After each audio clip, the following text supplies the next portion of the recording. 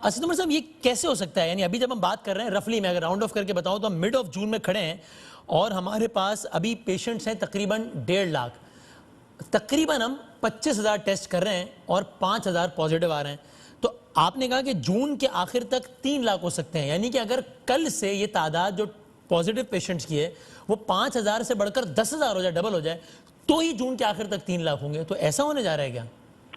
देखिए, नहीं, जैसे मैंने उसके क्लिप में भी जब भी आपने सुनवाया तो मैंने उसमें ये कहा था कि ये मैं पेशेंट गोई नहीं कर रहा। मैं आपको सिर्फ ये कह रहा हूँ कि हमारे जो एक्सपर्ट्स हैं, माहिरीन जो हैं, जो ये फोरकास्टिंग करते हैं, उनसे जब हम ये काम करवाते हैं तो अगर आप कोई लोग जो हैं वो भी SOP ना फॉलो कर रहे हों, एहतियाती हो रही हो, कोई इंतजामी तौर पर हुकूमत भी काम ना कर रही हो उसकी फैलाव को रोकने के लिए, तो हालात यहाँ तक पहुँच सकते हैं।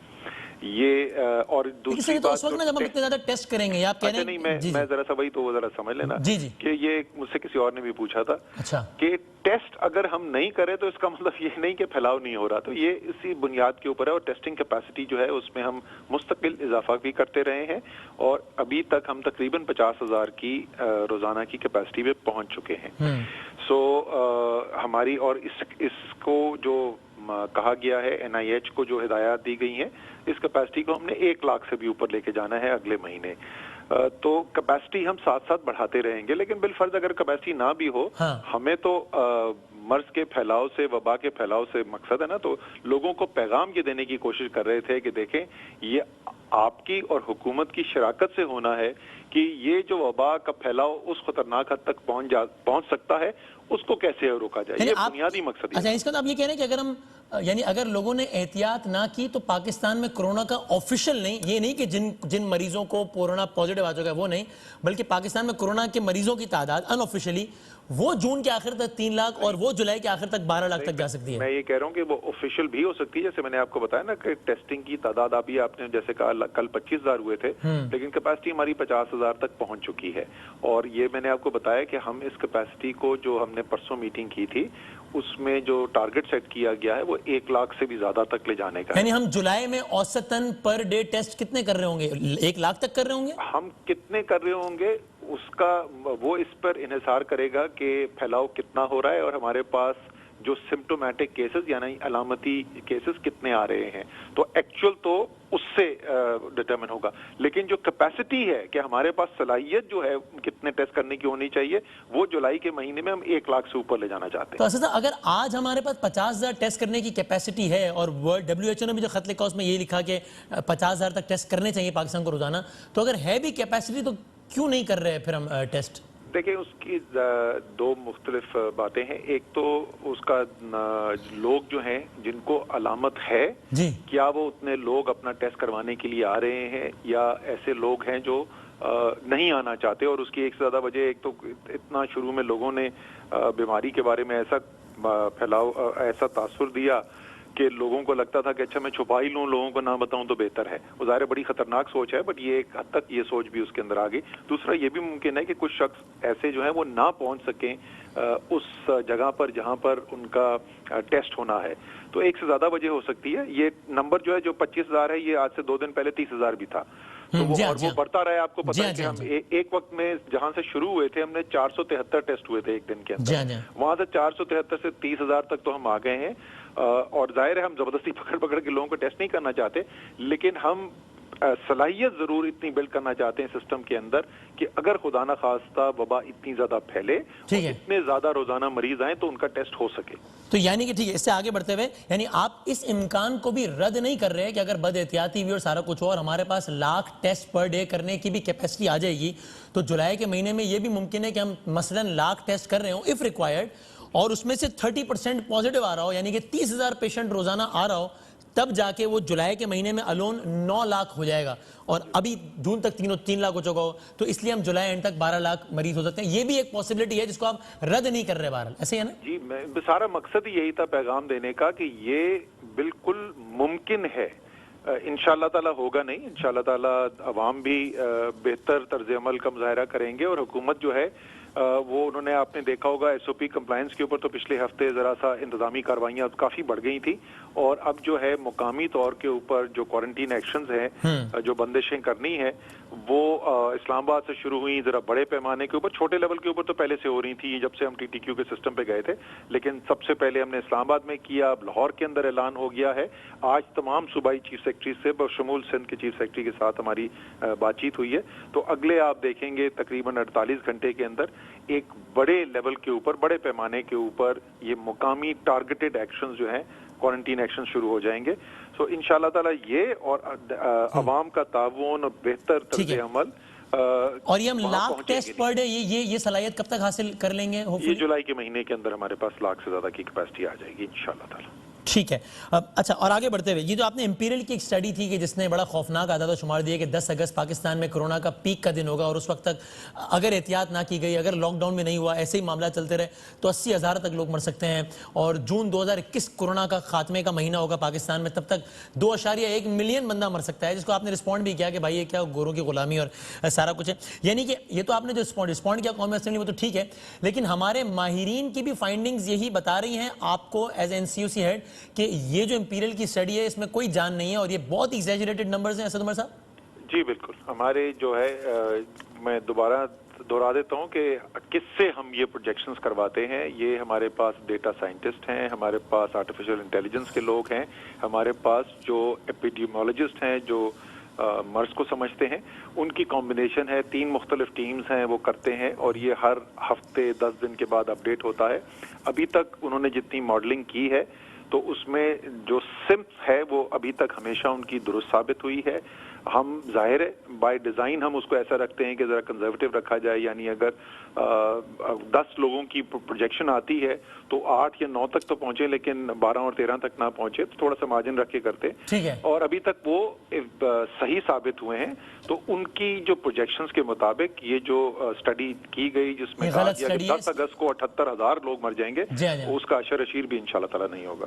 उसका अशर अशीर भी नहीं होगा इंशाल्लाह। चले अल्लाह करे, ज़ाहिर है सबकी ख्वाहिश तो ये होगी। और आपने कल कौमी असेंबली के इजलास में सवाल से बड़ी तफसीली बात की, और बाकी ख्वाजा आसिफ साहब की भी आपने तकरीर का जवाब दिया। उसमें आपने टैक्स कलेक्शन के हवाले से भी बहुत सारी बात की असद उमर साहब। वो आपने बताया भी कि जनाब हमारा टैक्स कलेक्शन कोविड से पहले तो 17% हायर साइड पे था, लेकिन ये तो बहरहाल फैक्ट है ना कि अपने बहुत बुलंदो बांग दावों के बावजूद भी आप लोग टैक्स कलेक्शन पिछले माली साल में भी, जबकि कोविड का ज़ाहिर नामो निशान में नहीं था, वो भी आप मुस्लिम लीग नून जितनी भी नहीं कर पाए उससे भी थोड़ी से कम की, जो कि बहरहाल एक फेलियर ही कहेंगे ना उसको, कि दावों के बरक्स था। अच्छा, कहा आपने मुझसे ये था कि आप सिर्फ कोविड के ऊपर बात करेंगे, बजट के लिए आपने मुझे कहा नहीं था। तो अगर आप इजाजत दें तो मैं, वरना आपकी मर्जी है। मैंने नोट सामने नहीं रखे हुए। अच्छा। लेकिन क्योंकि वसीम बदामी शरारत से बात आ नहीं सकते। नहीं, ये वो उस तरह का मासूमाना सवाल है जैसे कल आपने बहुत मासूमाना सवाल है, उसका मैं जवाब दे देता हूँ। देखिए हो क्या था, पाकिस्तान के अंदर 40% से ज्यादा जो है वो टैक्स इकट्ठा किया जाता है इम्पोर्ट्स के ऊपर, दरामदात के ऊपर। जिस वक्त मुस्लिम लीग हुकूमत का आखिरी साल था, आपको पता है कि उस साल खतरनाक हद तक हमारा बैरूनी खसारा बढ़ चुका था। और ये मेरे एक्शंस नहीं है, ये मिफ्ताह इस्माइल साहब जो फाइनेंस मिनिस्टर थे, उन्होंने रुपए की कदर गिरानी शुरू कर दी थी। जो उस वक्त का स्टेट बैंक के गवर्नर थे, उन्होंने शरह सूद बढ़ानी शुरू कर दी थी। और ये सबका एक्शंस का ऑब्जेक्टिव यही था कि किसी तरीके से तेजी से इंपोर्ट्स को कम किया जाए। वो उसमें उनको कामयाबी उस वक्त तो नहीं हासिल हो सकी, और हमारा पाकिस्तान की तारीख का सबसे बड़ा $20 अरब का एक साल के अंदर खसारा हो गया। और आखिरी 3 माह जिससे पहले हमारी हुकूमत आई, उसमें $2-2 बिलियन का माहाना खसारा हो रहा था, और पाकिस्तान बैंकरप्ट हो चुका था। एक्सटर्नल अकाउंट के ऊपर, हमारी एलसीज के ऊपर डिफॉल्ट हो रहे थे, पेमेंट्स रोकी जा रही थी। इसलिए जब शार्पली हमें उसमें स्लो डाउन करना पड़ा अपने एक्शंस लेके, और उससे इंपोर्ट्स कम की और बहुत बड़ी कामयाबी हासिल हुई। वो जो $20 बिलियन का खसारा था, वो इस साल सिर्फ $3 बिलियन हो गया। लेकिन उसका एक नतीजा पहले साल ये निकला कि आपके टैक्स की रेवेन्यू की ग्रोथ कम हो गई, क्योंकि आपको शार्पली इकोनॉमी को स्लो डाउन करना पड़ा और खुसूसी तौर पे इंपोर्ट्स को स्लो डाउन करना पड़ा। लेकिन इस साल जो है पहले 8 माह के अंदर 17% इजाफा हो रहा था, जब तक कि कोविड नहीं आया था। ठीक है, चलें अब इसमें बहुत सारा और ज़मीनी सवाल है, लेकिन वो जब आप अलग से टाइम देंगे आपसे हम गुजारिश करेंगे। बजट के हवाले से तो फिर कुछ मासूमाना सवालात हम बजट और इकोनॉमी के हवाले से आपके साथ रखेंगे। इसको फिलहाल इसको कोरोना तक महदूद रखते हैं। अब ये बता दीजिए असद उमर साहब, क्या इज़ इट फेयर, आप ही कुछ अरसे पहले ये बात कह रहे थे और मैंने इस बात की बड़ी तारीफ करते हुए अपने प्रोग्राम में इसको रिपीटेडली कोट किया कि बड़ी ठीक बात की आपने कि भाई ये दो मुख्तलिफ अप्रोचेज हैं, प्री लॉकडाउन या एंटी लॉकडाउन। इसमें अगर कोई ये कहता है कि सब बंद कर दो तो इसका मतलब ये उस पर इल्ज़ाम आप ना दीजिए कि वो तो चाहता ही है कि लोग भूख से मर जाएं, उसको परवाह नहीं है। और अगर कोई ये कहता है कि नहीं बंद ना करो, खोले रखो, तो उस पर भी ये इल्ज़ाम देना गलत है कि वो चाहते हैं लोग कोरोना से मर जाएं। अलग अलग अप्रोचेस हैं, हर एक साइड के अपने अपने आर्ग्यूमेंट्स हैं। लेकिन कल आपने इसके बरक्स अपनी कौमी असम्बली की तकरीर में ख्वाजा आसिफ साहब को जवाब देते हुए कहा, जब वो लॉकडाउन की फेवर में बात कर रहे थे, तो आपने कहा जिसका मफहूम यही था कि भाई ख्वाजा आसिफ साहब फिर आप कहें खुल के कि आप चाहते हैं कि लोग भूखा मर जाएं, लोग भूखे मर जाएं। तो अगर कोई लॉकडाउन का हामी है तो आप उसकी राय से डिसएग्री कर सकते हैं, लेकिन उसको टैग कर देना है कि तो चाहते हैं कि लोगों को भूख से मार दें, ये ज्यादती नहीं है? पहली बात तो मैंने कहा नहीं था कि भूख से मर जाए। मैंने ये कहा था कि कैमरे की आंख में देख के आप पाकिस्तान के मजदूर को, दिहाड़ीदार को बोलें कि मैं चाहता हूं तुम घर पे बैठो और तुम दिहाड़ी ना कमाओ। ये तो हकीकत है ना। तो घर पे बैठेगा तो असद उमर साहब का मतलब ये था ना कि मुआशी मसाइल से सफर करेगा, और मैंने इसीलिए कहा कि आपके कहने का मफहूम ये सफर करेगा। देखें, जब हम कह रहे हैं कि बंदिशें उठाना जरूरी है और उसकी बड़ी तफसीली हम वजूहात बता चुके हैं, और हमने ये भी आपको, अब आपने देखा है सारी दुनिया उस तरफ चली गई है, तो उसके साथ साथ हम ये भी मानते हैं कि जिस वक्त आप बंदिशें उठाएंगे तो उससे वबा के फैलाव के अंदर भी फर्क आता है। ठीक, वो ट्रेड ऑफ है। यही जिंदगी में मुश्किल फैसले करने पड़ते हैं जब ऐसी सूरत हाल होती है कि कोई भी ऐसा रास्ता नहीं होता जिसमें कोई भी कीमत ना हो उसमें, और आपने बैलेंस करना होता है। मैं तो उनसे सिर्फ ये अर्ज कर रहा था कि आप सिर्फ ये बताते हैं ये ना करें, लेकिन हम तो बोलते हैं ना, हम तो आपके सामने बैठ के खड़े होके ये बोलते हैं कि ये बंदिशें हमें कम करने की क्यों मजबूरी है, क्यों ये करना पड़ता है। तो बोलिए तो कम से कम के यार बंदिशें लगाओ। आप तो सिर्फ ये बोलते हैं ये गलत है। वो तो बोल रहे हैं कि बंदिशें लगाओ, लॉकडाउन करो, वो तो कह रहे हैं लॉकडाउन करना चाहिए। नहीं, सुन ले उनकी तकरीर, दोबारा सुन ले। उन्होंने पूरी तकरीर में ये नहीं कहा था। कल की प्रिसाइज तकरीर में कहा, लेकिन वरना तो जनरली ऑपोजिशन कह रही है ना कि लॉकडाउन करना चाहिए, हमें लॉकडाउन की जरूरत है। जनरली ऑपोजिशन नहीं, मैं ये भी बता दूं, एक बिलावल जरदारी ने बड़े वाज़ेह अंदाज में कहा था लॉकडाउन लॉकडाउन लॉकडाउन। ठीक है ना, उनका मेरा डिफरेंस ओपिनियन है। एक हमारी मीटिंग के अंदर उन्होंने कहा भी था कि असद साहब जो हैं वो येल की स्टडी को मानते हैं, मैं इंपीरियल की स्टडी को मानता हूं। वो दोबारा इंपीरियल की स्टडी के आपके सामने आ गए। 78,000 हलाकतें एक दिन के अंदर होंगी। मैं उस पर नहीं यकीन रखता, वो रखते हैं उसके अंदर यकीन। वो तो वाजे मेरी उनसे पॉलिसी पे डिफरेंस ओपिनियन है, लेकिन उनकी वाजे एक मौकफ है। मैं इनको बोला था आप अपना मौकफ तो बता दो यार, आप सिर्फ ये बताते हो कि हम गलत हैं।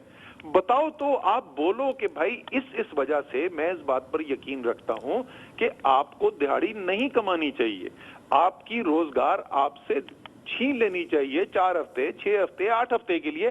और ये मैं बात आपसे इसलिए कह रहा हूं क्योंकि इससे ये फायदा है। मैं सिर्फ ये बात कर रहा हूं। ये जुमलों के इस्तेमाल में ही सारा काम रहता है ना। ये कहना कि मेरा ये ओपिनियन है कि आपको लॉकडाउन करना चाहिए, और ये कहना कि मेरा ये ओपिनियन है कि आपसे रोजगार छीन लेना चाहिए, इन दोनों अल्फाज में बड़ा ये ऐसे ही कि कोई आपको अपने अल्फाज में बता दें, कहें तो। देखें, बिलावल जरदारी मेरे पार्टी का नहीं है। हाँ। बिलावल जरदारी जो है वो पाकिस्तान पीपल्स पार्टी का और पाकिस्तान तहरीक इंसाफ का बहुत बड़ा नाकिद है।